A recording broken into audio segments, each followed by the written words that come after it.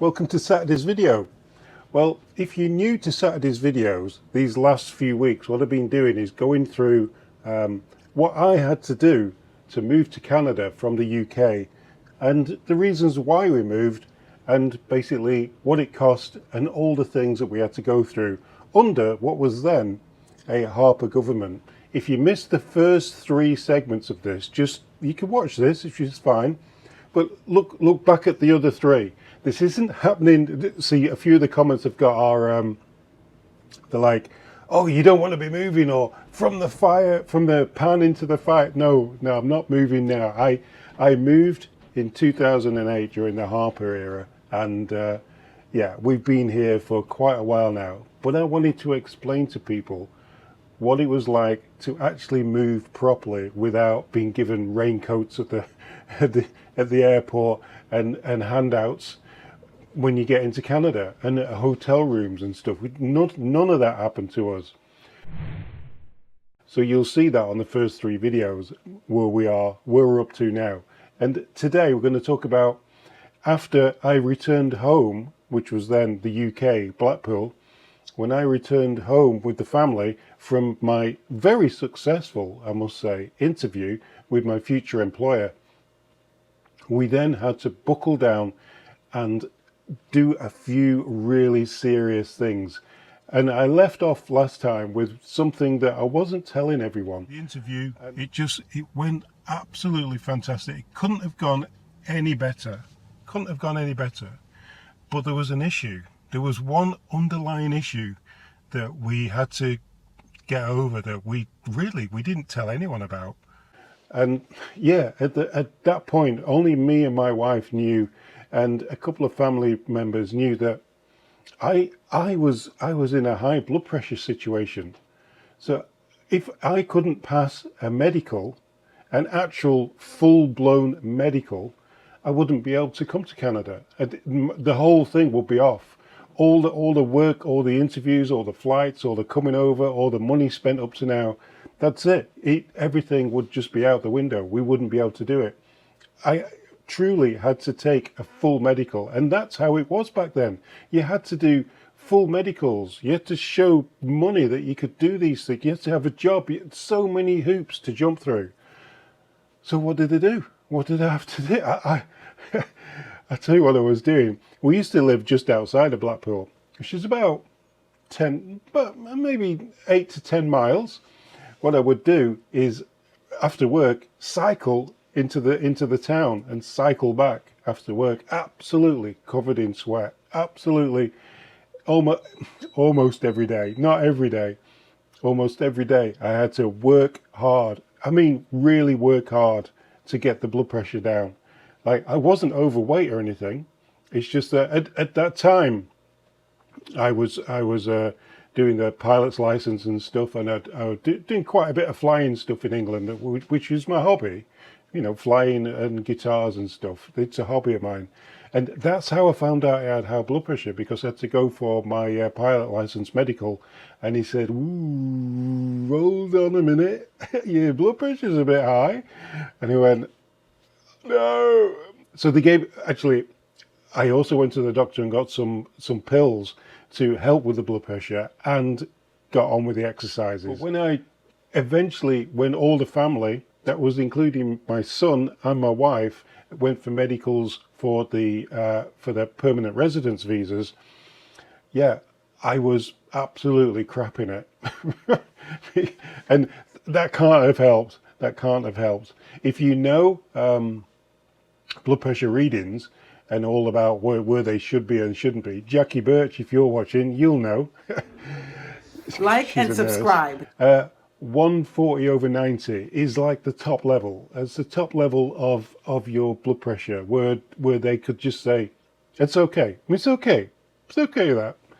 Anyway, we eventually got to the point where we went to do the medical, and we had to drive to Manchester to do that, which was about an hour's drive, about 40 minutes drive, sorry, from Blackpool to Manchester.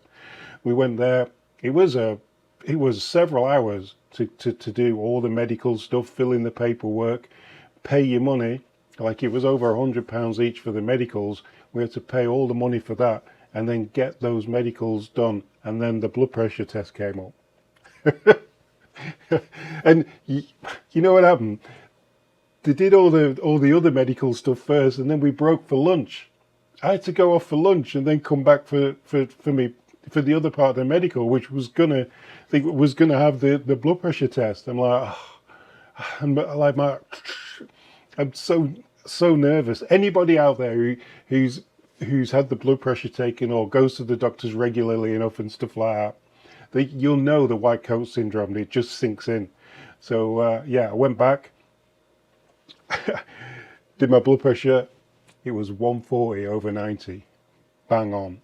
I'm like, anything above that, I would have failed the medical. That's what they told me. You need to, because I did ask. It needs to be the highest it can be is 140/90.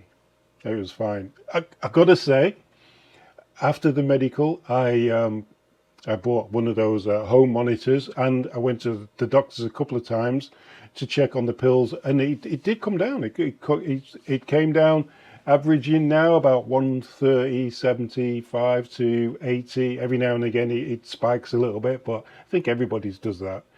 But yeah, it did. But the white coat syndrome was big on that day. It was big for me.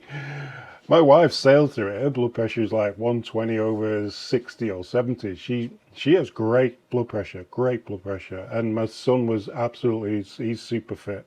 He came through that with flying colours.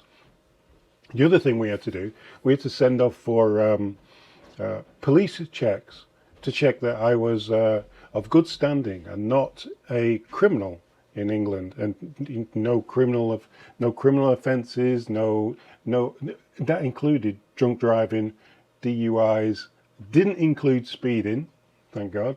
Yeah, so the criminal record check came back clean, which you would have hoped it would have done.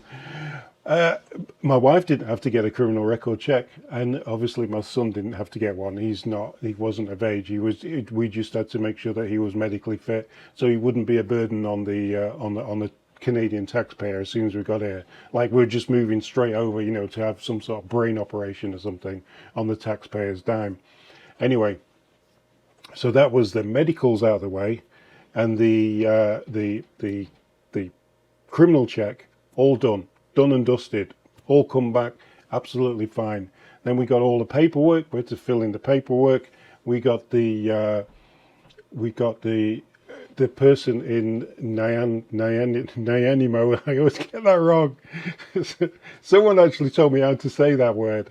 Nyanimo in BC. We got the immigration agent in BC to send us over all the paperwork.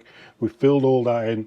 We got all that sent off to the company I was to start work for, and they were saying like, we need you we need you this summer. And this was in the summer of 2008 that we got everything finalized and put through.